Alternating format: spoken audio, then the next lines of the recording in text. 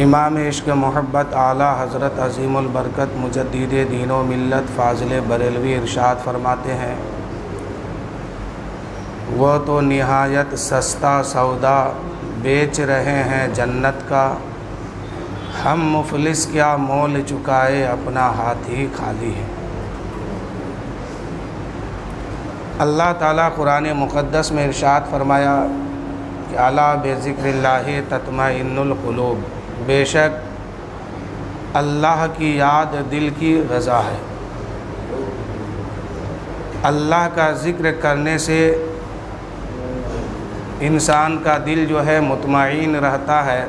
اب جب دل مطمئن رہتا ہے تو بڑی آسانی کے ساتھ زندگی گزرتی ہے۔ انسان اگر اپنی زندگی آسانی سے گزارنا چاہے تو اللہ کی عبادت کثرت کے ساتھ کیا کرے، اس لیے کہ جو اللہ کی عبادت سے دور ہوتا ہے، جو ایمان والا نماز نہیں پڑھتا ہے، تو کل بروز محشر اللہ تعالیٰ اپنی عدالت میں پوری زندگی بھر کا حساب بڑی سختی کے ساتھ اس بندے سے لے گا۔ اور جو نماز نہیں پڑھتا ہے، دنیا ہی میں اللہ کا عذاب اس کے لیے بے شمار ہے۔ اور نماز ایک ایسی عبادت ہے کہ تمام عبادتوں میں افضل ہے، یعنی فرض اعظم ہے۔ یہ نماز ہی کے مسئلہ میں جب بندہ پاس ہو جائے گا تب اس کو اور کسی کا جزا ملے گا۔ اگر نماز والی لسٹ میں یہ بندہ فیل ہو جائے بروز محشر تو اب کچھ کام نہیں آنے والا ہے۔ بزرگان دین، کسی بزرگ نے اپنے جیتے جی بہت رویا کرتے تھے۔ کسی نے پوچھا کہ آپ اتنا روتے کیوں ہیں؟ تو انہوں نے کہا کہ اللہ تعالیٰ اگر مجھے گرم پانی کا عذاب سناتا تو بھی میں روتا، لیکن اللہ نے گرم پانی کا عذاب نہیں سنایا، اس نے دوزخ کی عذاب سنایا ہے۔ اللہ تعالیٰ دوزخ میں جو عذاب ہوگا وہ عذاب سنایا، اور سب سے خطرناک جو عذاب ہوگا وہ مسلمان بے نمازیوں کو ہوگا۔ کافر سے بھی زیادہ شدت کی آگ اس کے لیے ہے۔ اور اللہ کے نبی صلی اللہ علیہ وآلہ وسلم ارشاد فرماتے ہیں کہ جو انسان نماز نہیں پڑھتا ہے وہ اللہ و رسول کے امان سے یہ باہر ہو جاتا ہے۔ دنیاوی مثال میں ایک بات سمجھیے کہ اگر آپ کسی مصیبت میں مبتلا ہوتے ہیں تو آپ کا دماغ کہتا ہے کہ فلاں آدمی کے پاس چلو شاید میری مدد ہو جائے۔ وہاں جاتے ہیں آپ کو امان نہیں ملتا ہے، پھر کسی اور کی بارگاہ میں جاتے ہیں وہاں بھی نہیں ملتا ہے، تو اب دماغ کچھ اور آگے کام کیا تو بڑا آدمی کے پاس گئے، امان ملا یا نہ ملا، یہ دنیا کا معاملہ ہے۔ جس کو دنیا میں کسی کے پاس امان نہیں ملتا ہے تو آخری میں اس کا دل کہتا ہے کہ اللہ سب سے بڑا ہے، اب وہی ہم کو بچائے گا، وہی ہماری مدد فرمائے گا۔ بروز محشر اگر اللہ کی امان سے بندہ باہر ہو جائے تو اب بندہ کس کی بارگاہ میں طلب کے لیے جائے گا؟ اللہ کے رسول صلی اللہ علیہ وسلم بروز محشر مددگار ہوں گے۔ جہاں تمام انبیاء و مرسلین، تمام مخلوق جو ہے اللہ کے رسول کی بارگاہ میں ایک آس لگائیں گے کہ ہماری مدد کیجئے، یعنی انبیاء و مرسلین بھی حضور کی بارگاہ میں تمنا کریں گے۔ سب کی رسائی جو ہے اس دن بروز قیامت میں سب کی رسائی اللہ کے رسول کی بارگاہ تک ہے، اور اللہ کے رسول کی رسائی خدا تک ہے۔ سب کوئی وہاں امان کے لیے جائیں گے۔ ہاتھ میں ہتھکڑی ہوگی، پیر میں بیریاں، سورج سر کے اوپر، ایک یا دو ہاتھ کے فیصلے میں سورج آگ برسا رہا ہوگا، زمین تانبے کی ہوگی، لوگ پسینے میں ڈبکیاں لگا رہے ہوں گے۔ ایسے عالم میں حضور کی بارگاہ میں جائیں گے اور کہیں گے یا رسول اللہ بلا کی گرمی ہے، دوزخ کی آگ پیچھا کر رہی ہے، سورج سوائے نیزے پر ہے، نفسی نفسی کا عالم ہے، ہماری مدد کیجیے۔ اگر اس وقت اللہ کے رسول صلی اللہ علیہ وآلہ وسلم فرمائے کہ کیا تم نے دنیا میں سنا نہیں تھا جو نماز نہیں پڑھتا ہے، جو نماز پنجگانہ نہیں پڑھے گا وہ اللہ کے امان سے اور رسول کے امان سے باہر ہو گیا ہے؟ کیا تم نے اس فرمان کو نہیں سنا تھا؟ کل دنیا میں رہ کر کے تم نماز نہیں پڑھا تھا، آج کس منہ سے میرے پاس مدد کے لیے آئے ہو؟ تب کیا حال ہوگا؟ اللہ کے رسول صلی اللہ علیہ وآلہ وسلم کا فرمان ایک یہ بھی ہے کہ پوری دنیا میں یعنی اللہ کی مخلوق میں سب سے زیادہ اگر کوئی غیرت والا ہے تو وہ میرے نبی مصطفیٰ جان رحمت کی ذات ہے، اس سے بڑھ کر غیرت والا کوئی نہیں ہے۔ اگر حضور کی غیرت اس وقت سامنے آ گئی اور حضور فرما دیے کہ تم میرے پاس آج مدد کے لیے آئے ہو، کیا تم نے نہیں سنا تھا نماز نبی کے آنکھ کی ٹھنڈک ہے، کیا تم نے میری آنکھ کو ٹھنڈک پہنچایا؟ تب کیا حال ہوگا؟ اس لیے دنیا میں جیتے جی اللہ و رسول کی امان میں آئیے، نماز پنجگانہ پڑھیے، بروز محشر کوئی کسی کا نہیں ہوگا۔ سارے رشتہ دار، ماں باپ، بھائی بہن، چچا دادا، یہ مکھری کے جالے کی طرف بکھر جائے گا، کوئی سامنے مدد کرنے نہیں آئیں گے، وہاں سوائے رسول پاک کی ذات ہوگی۔ میرے آقا اگر فرما دیے کہ میرے فرمان پر کتنا عمل کیا، تب کیا حال ہوگا؟ اللہ کے رسول صلی اللہ علیہ وسلم نے فرمایا نماز میری آنکھ کی ٹھنڈک ہے۔ اعلیٰ حضرت عظیم البرکت فرماتے ہیں وہ تو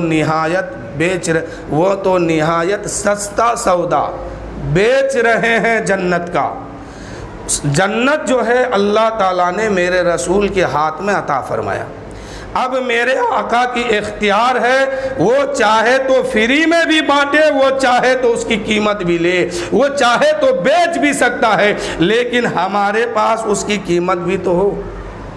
ایک نیکی سے بھی جنت مل سکتی ہے، لیکن وہ ایک نیکی ہمارے پاس ہو تو موجود، اس لیے کہ وہ تو نہایت سستا سودا بیچ رہے ہیں جنت کا۔ جنت کو میرے آقا نے بیچ دی ایک ایک نیکی پر۔ اگر وہ ایک نیکی ہمارے پاس ہے کہ نہیں ہے اس کو کبھی جانچیں۔ ہم سالوں سال نماز پڑھتے ہیں، اب بیٹا کا اگر بیٹے کی اگر شادی ہو، بیٹی کی شادی ہو، ساری شریعت کو بھول جاتے اس وقت، یہ نمازی نہیں کہلائے گا۔ اللہ کے رسول صلی اللہ علیہ وسلم ارشاد فرماتے ہیں کہ جنت میں دوں گا، چاہے تو اس کی قیمت بھی لوں گا یا فری میں بانٹ دوں گا۔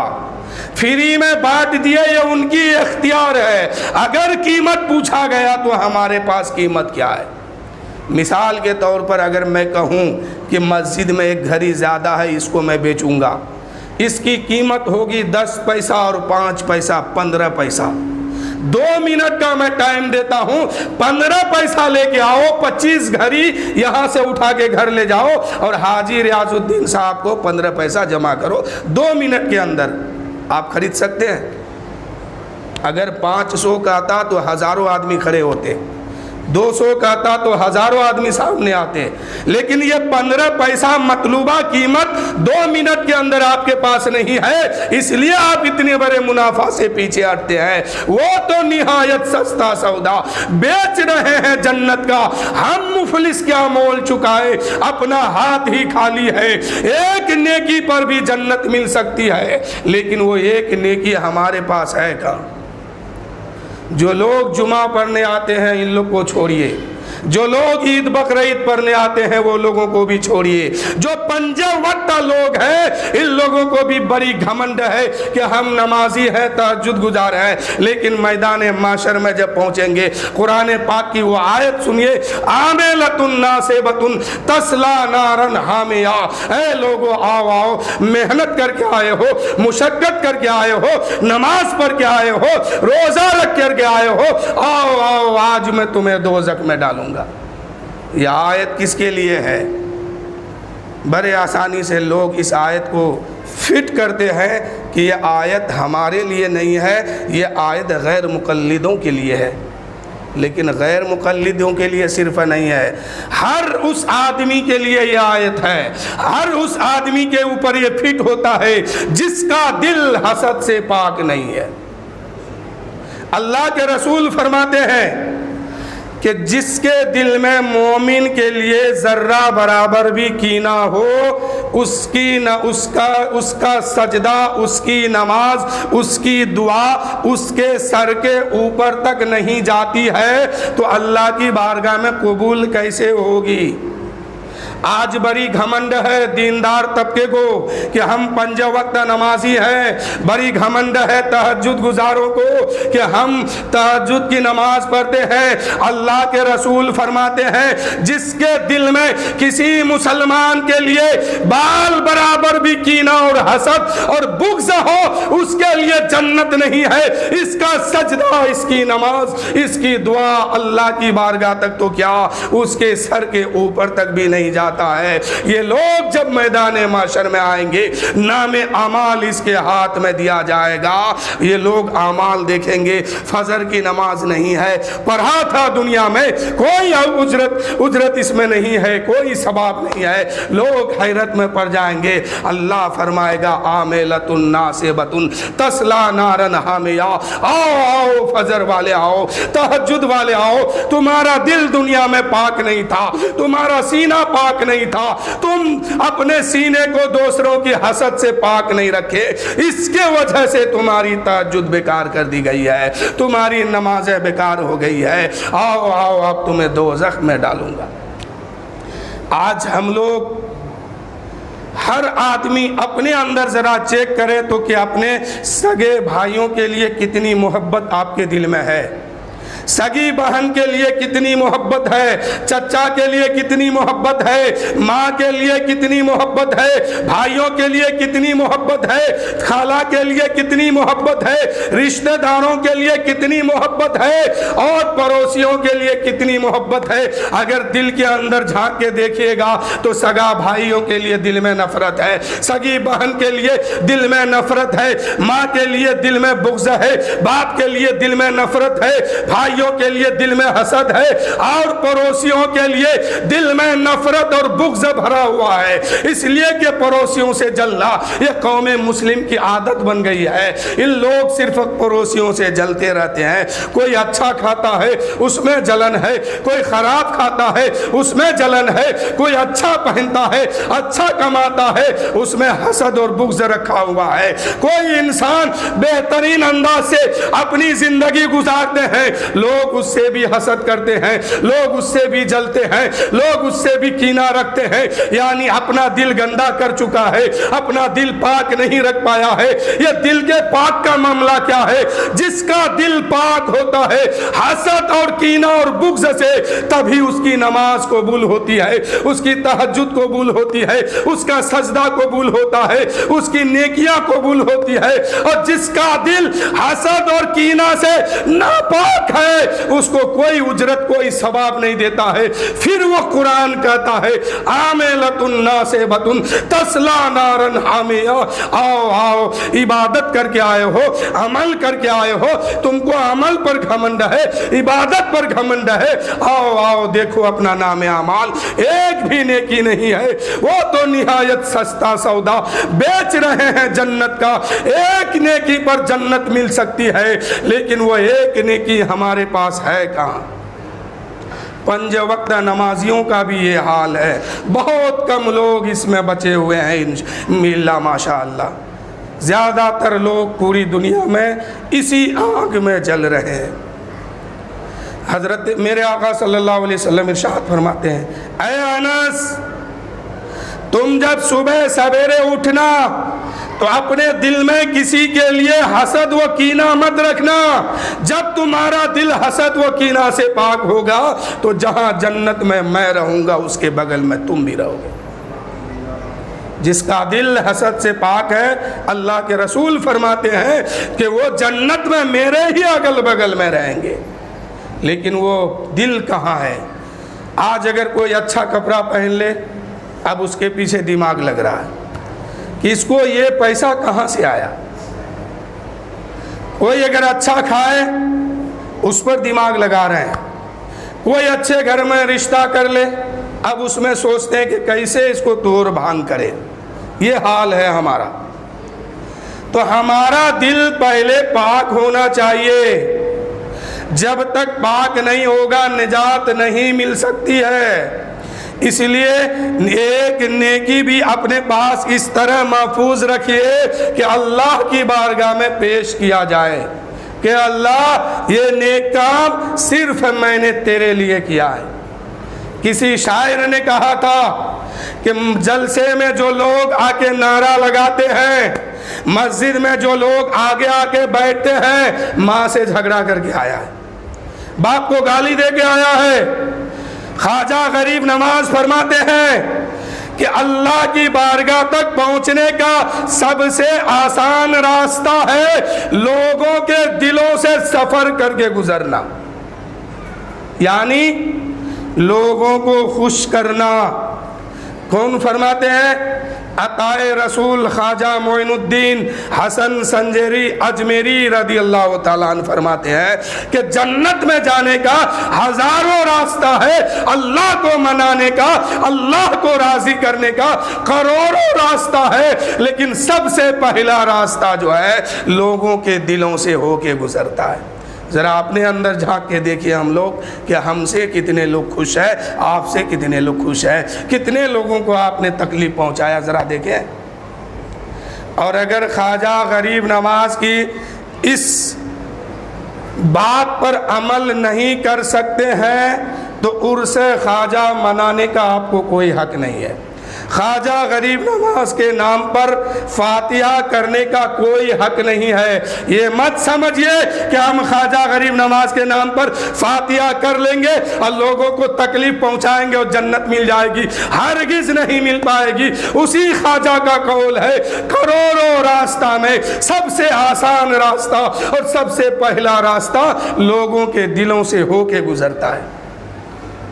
حضرت امام جعفر صادق جن کے نام پر ہر سال کچھ لوگ کنڈلا کرتے ہیں، کرتے تو ہیں، بہت اچھی بات ہے، کرنا چاہیے، ثواب کا کام ہے، لیکن کرنے والوں کا یہ حال ہے کہ صبح صبح ایک ٹکڑا کھانا بنا کر کے کنڈلا کے نام پر فاتحہ کیا اور کل دوسرے دن پڑوسیوں سے لڑنے لگا، تیسرے دن پڑوسیوں سے حسد کرنے لگا، جلنے لگا، بغض رکھا، کینہ رکھا، اپنے دل کو صاف نہیں کیا، اپنے دل میں ناپاکی بھر لیا، اپنے دل میں گندگی بھر لیا۔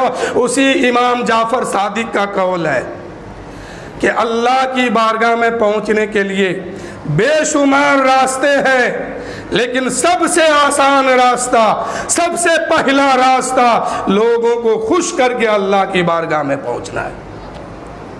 جو لوگ اس کام کو نہیں کر پاتے ہیں، کنڈلا کرنے کا کوئی حق اس کو بھی نہیں ہے۔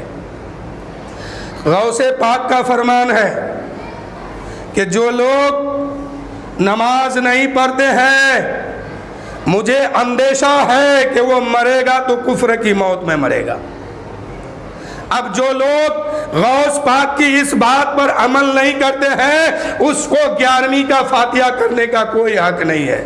سنیوں نے آج ایک ڈھونگ بنا لیا ہے، سنیوں نے آج ایک راستہ بنا لیا ہے، نہ نماز پڑھے گا، نہ روزہ رکھے گا، نہ زکوٰۃ دے گا، نہ حج کرے گا، 11ویں کا بکرا ذبح کرے گا، اور رجب میں غوث خواجہ کا چھٹی منائے گا، ہر جمعرات کو فاتحہ کرے گا۔ فاتحہ کا ثواب آپ کو کب ملے گا؟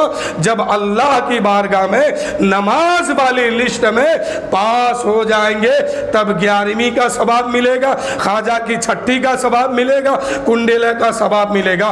जब खुदा पूछेगा बरोज़े माशर, ऐ मेरे बंदे दुनिया से आया है, बता नमाज कितनी पढ़ के आया है।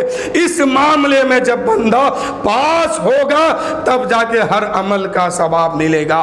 अगर इसमें फेल हो गया उसको कोई सवाब नहीं मिलेगा।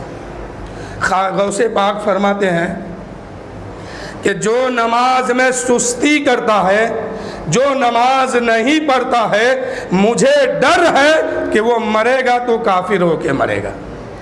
अल्लाह ना करे किसी मुसलमान की मौत कुफ्र पर हो। अगर कुफ्र पर मौत हो गई तब क्या होगा? कल बरोज़े माशर अल्लाह का अजाब देखकर काफिर कहेंगे कि काश मैं मिट्टी बन गया होता तो मुझसे कोई सवाल नहीं होता, मुझे जहन्नम में नहीं जलना होता। अब काफिरों को जहन्नम में क्या सजा मिलेगा? वो ये मिलेगा कि काफिरों के लिए सजा ये है, आग का एक सिंदूक बनाया जाएगा। जो भी कुफ्र की हालत में मरेगा, जो भी कुफ्र की हालत में मरेगा, उसके लिए आग का एक सिंदूक बनाया जाएगा। फरिश्तों को हुक्म होगा इसको उठा के उसमें डाल दो। सिंदूक में डाला गया, ऊपर से ढक्कन बंद किया गया। उसके बाद फरिश्तों को हुक्म होगा एक आग की ताला बनाओ और चाबी बनाओ, उसमें ताला भी लगेगी चाबी भी। उसके बाद अल्लाह ताला फिर हुक्म देगा एक और सिंदूक बनाओ आग का। फिर वो सिंदूक जब बन के तैयार होगा, अल्लाह हुक्म देगा पहले वाले सिंदूक को उठाओ और इसके अंदर डाल दो। अब वो कुफ्र पर मरने वाला दो सिंदूकों के अंदर बंद हुआ। ये सिंदूक लकड़ी की नहीं, पत्थर की नहीं, बल्कि आग की बनी होगी और इसमें फिर ताला लगेगा। फिर अल्लाह हुक्म देगा फिर एक सिंदूक बनाओ, फिर एक सिंदूक फरिश्ता बनाएंगे, एक बक्सा नुमा फिर बनाएंगे। अल्लाह हुक्म देगा इसमें उस सिंदूक को उठा के डालो। अब एक कुफ्र में मरने वाला तीसरे सिंदूक के अंदर दफन हुआ। ताला लगाने का हुक्म फिर होगा, चाबी ले लेगा, फिर हुक्म होगा एक और सिंदूक बनाओ, एक और बनाओ। इसी तरह करते करते करते करते 15 सिंदूकों के अंदर एक कुफ्र पर मरने वाला होगा। कितने में? 15 सिंदूक के अंदर एक कुफ्र में मरने वाला होगा और 15 ताले उसमें होंगे, हर ताला उसमें बंद किया जाएगा। अब कुफ्र पर मरने वाले को लगेगा कि पूरे जहन्नम में किसी को अजाब नहीं दिया जाता है, सिर्फ मैं ही पूरे जहन्नम में जल रहा हूं। उसको अकेला दिखाई देगा, उसको बाहर कुछ नहीं दिखाई देगा। एक ही पिंजरे के अंदर वो कैद रहेगा, वो भी आग का पिंजरा होगा। इसलिए अल्लाह की बारगाह में हमेशा दुआ कीजिए कि अल्लाह तू मुझे मौत तो देगा लेकिन मौत ईमान की हालत पे देना मौला, ईमान की हालत पे मुझे मौत अता करना। ऐ मेरे दोस्तों, जो ईमान के साथ, जो अमल के साथ इस दुनिया से जाएगा, असल में जन्नती वही लोग होंगे और जो ईमान के साथ नहीं जाएगा वो जन्नती कभी नहीं होंगे।